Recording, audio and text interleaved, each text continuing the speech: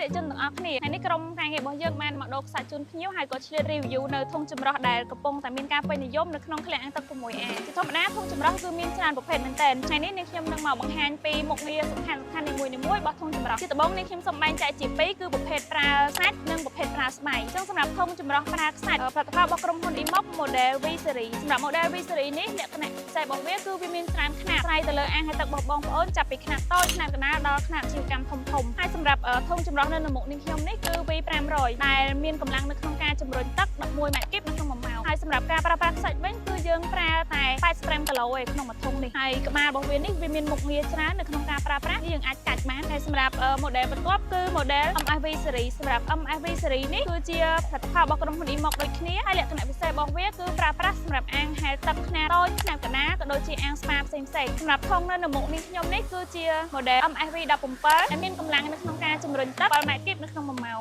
ហើយសម្រាប់សាច់គឺយើងប្រើត្រឹមតែ40គីឡូទេក្នុងមួយធុងនេះនៅខាងមុខនេះគឺមាន detail នៅពណ៌មានលម្អិតក៏ដូចជាស្ពេចរបស់ធុងចម្រោះផងដែរសម្រាប់ធុងចម្រោះបន្ទាប់គឺជាផលិតផលរបស់ក្រុមហ៊ុន Imox ដែរ model CF series សម្រាប់ធុងមួយនេះគឺវាខុសពីធុងពីរនេះដោយសារវាប្រើស្បៃហើយសម្រាប់ការប្រើស្បៃនេះវាមានអត្ថប្រយោជន៍របស់វាគឺយើងអាចចល័តបានវាស្រាលងាយស្រួលក្នុងការប្រើប្រាស់ស័ក្តិសមសម្រាប់អាងហែលទឹកដែលអត់មានប្រព័ន្ធចម្រោះ